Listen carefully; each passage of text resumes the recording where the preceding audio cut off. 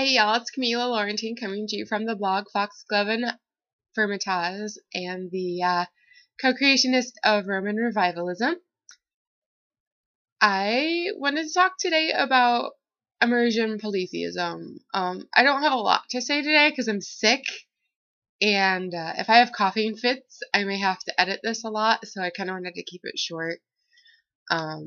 Hopefully within the next week or so, I'll be coming and back to recording and talking more about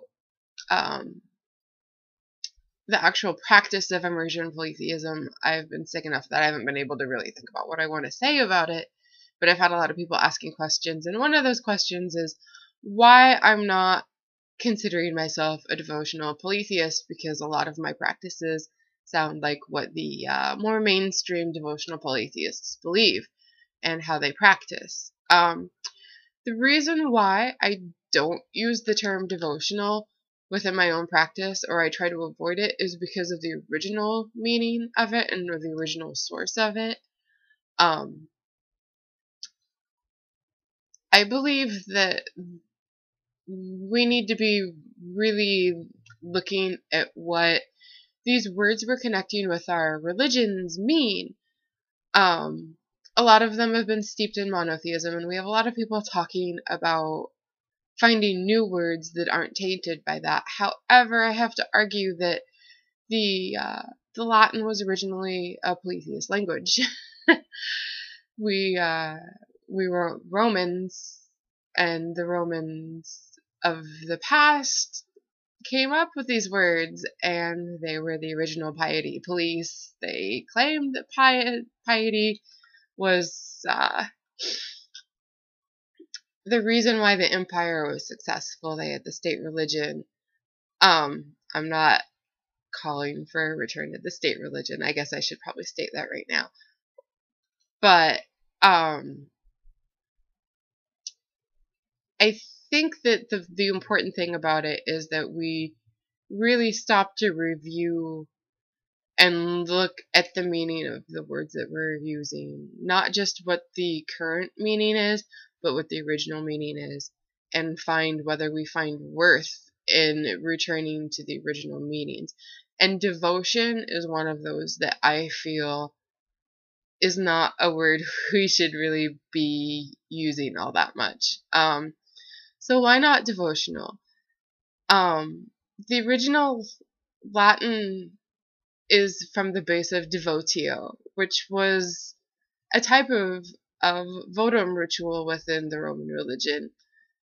And it was considered the ultimate sacrifice of a general, and whether a general was willing to do it or not showed whether they had true heroism and piety. You'll find the most full example of it within Livy's history. And what the devotio was that it was a promise for the general to kill themselves in battle along with as many of the opposing side's men and higher up men as possible, and dedicating their souls to the gods of the underworld.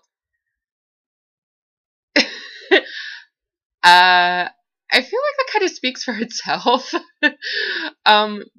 But this eventually turned into a general ritual that gave a person or a thing to the underworld for destruction.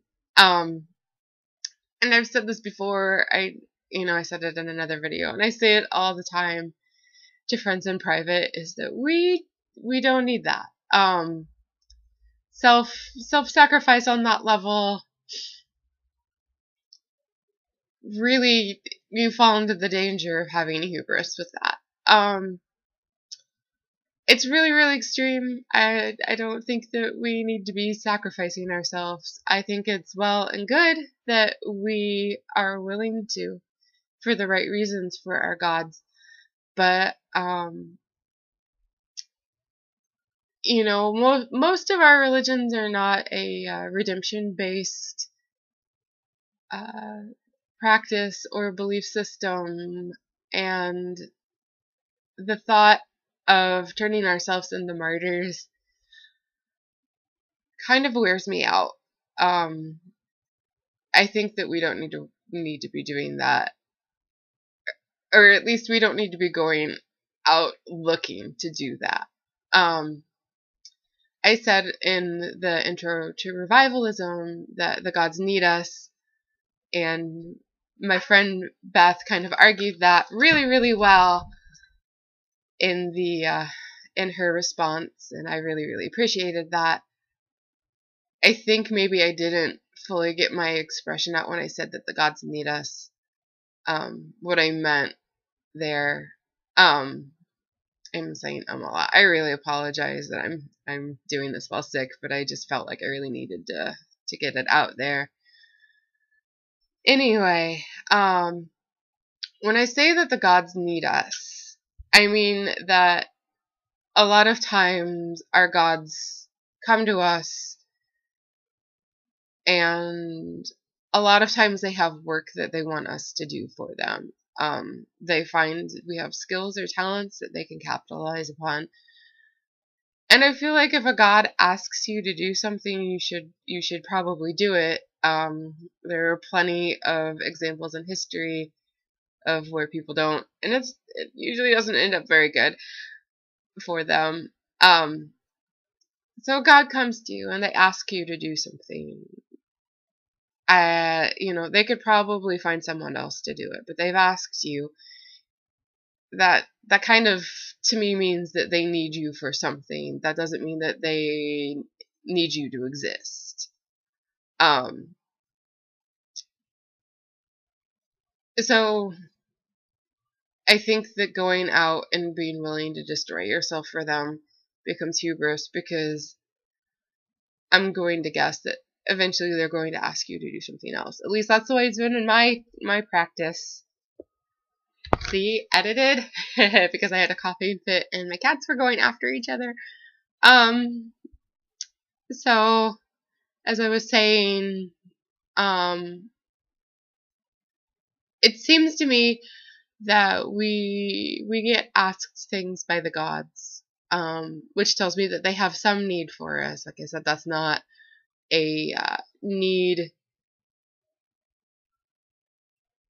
for them to exist. They exist without us, obviously.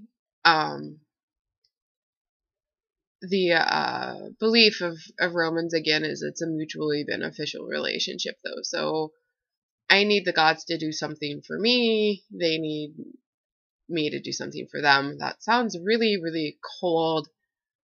I guess, yeah, it does. It sounds really cold when you say it aloud, and that's kind of something that the Romans religion gets stereotyped as. But when you look at any social contract or social relationship, I love my mortal spouse very dearly. We still have things that we do for each other. And that's, I come from relationship with the gods kind of on that very human level. That's not a new concept for polytheism. Varro spoke of it, saying that the gods are more like parents and apt to spare instead of punish. To have that relationship with the gods has been very good for me. I know a lot of people don't have good relationships with their parents, so it's kind of a block point for a lot of people. But at the same time, I think that within immersion polytheism, there is that ability to heal our defects and wounds. And for some, that may be a call to explore a more nurturing parental relationship with the gods than they had with their mortal parents. I'm kind of wandering off a track here because that coughing fit threw me off. So I'll just rein myself back in. We need to consider these words that we are using to define our religions meant when what they meant originally, and reclaim them in the original context.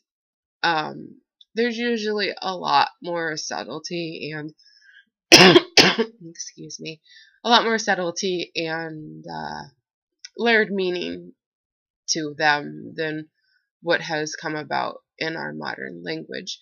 That doesn't mean that we necessarily need to throw out the modern language, but we at least need to know where this word is coming from, which is from our polytheist roots.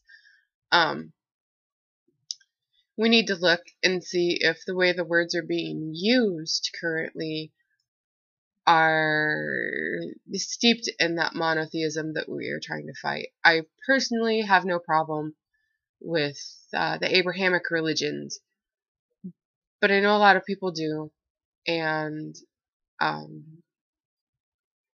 I hope that one day they find peace with it. I realize that I'm kind of privileged in the manner that I wasn't raised Christian, so I don't have a lot of the from birth baggage and damage that can be done by being raised in a very strict faith of that manner.